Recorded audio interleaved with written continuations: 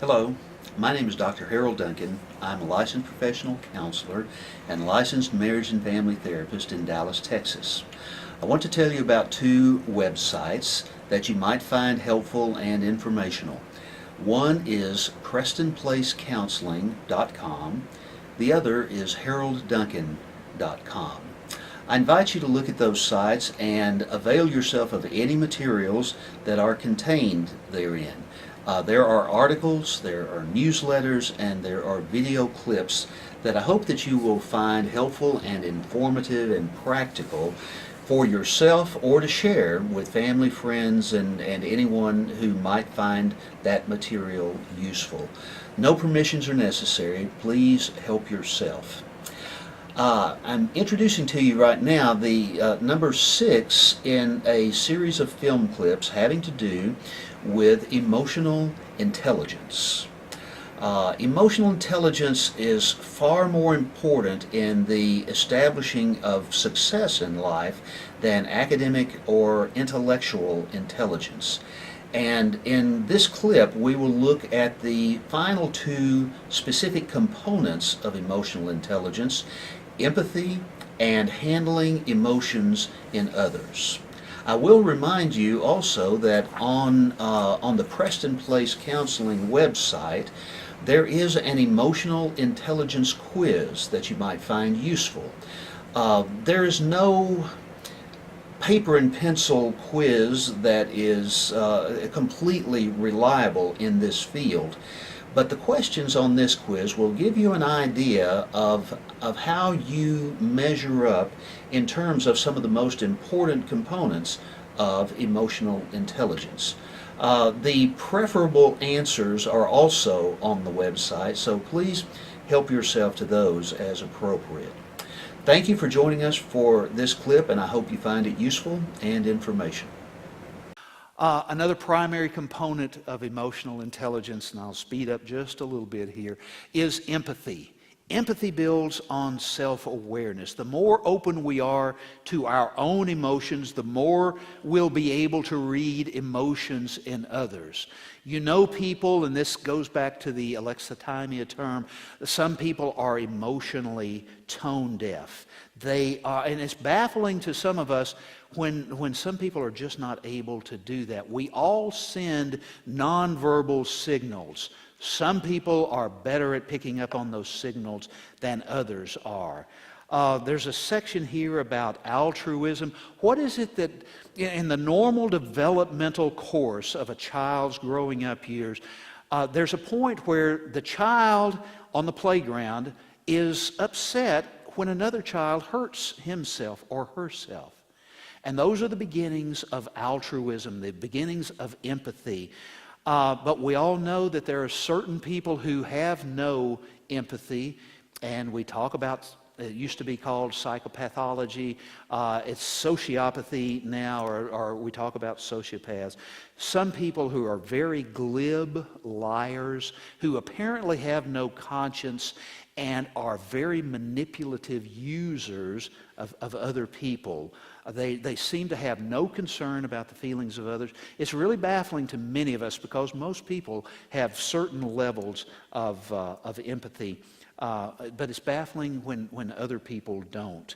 One more primary component of emotional intelligence is the ability to deal with emotions or handle emotions in others. The ability to pick up on and read those feelings, and the ability to act in such a way as to shape or maybe reshape or modify those feelings.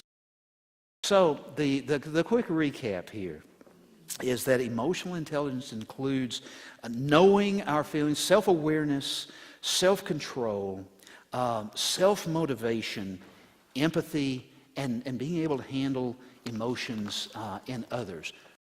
The applications of emotional intelligence are really endless. They are just wide and varied. And I'm just going to share with you, your EQ score means we'll have that all on the website. Just some helpful exercises. I'm going to go through these very briefly. But some of the things I think that you can do to kind of enhance your own emotional intelligence. List some of your more important strengths, like I explained in the exercise a few minutes ago. List some of your more glaring challenges. So you've got some things to work on there. Think of a person that you admire very highly. It may be a person in your family, it may be a coworker, it may be a friend or a neighbor, or it may be somebody that you don't even know, but is still very admirable to you. And identify one or two things that maybe that person embodies that you would like to work on for yourself. Write down or describe one or two losses that you've experienced in your life, and try to understand or identify the impact that those losses. Did you find yourself stuck because of those losses? Maybe you were stuck briefly, but then you got out of your stuckness. How did those losses impact you? And then something, this will be familiar to many of you, name something that you may have done or said recently that you wish you hadn't done or wish you hadn't said, or something that you may need to talk about with someone else. There may need to be an amends that needs to be made. You may need to ask forgiveness about this. But if there is something like that is keeping you stuck, work on getting past that stuckness. Work through it. And those are all very powerful emotional intelligence factors. Those are fundamentals. And that's what we're talking about tonight, is getting back to the basics of life, the basics of our relationships. Thank you for joining us in this sixth in the series of film clips on the subject of emotional intelligence. I'm Dr. Harold Duncan. Our websites are PrestonPlaceCounseling.com and HaroldDuncan.com. Hope that you will avail yourself of any materials that are found on those websites and use them in any way that is helpful to you. I also want to remind you one more time of the emotional intelligence quiz that is on the Preston Place Counseling website, and the answers to the quiz, or the preferred answers to the quiz, are also on that site. I hope that this series has been helpful and useful to you, and it gives you material that you can put into practice in your everyday lives. Thanks so much for joining us. Please give us a call if there's anything that any of us in our counseling center can do to help you. We'd be glad to talk with you on the telephone. We'd be glad to see you in person. We'd be glad to refer you to other sources if that is the best thing for you. So don't hesitate to give us a call if we can help in any way. Thank you again.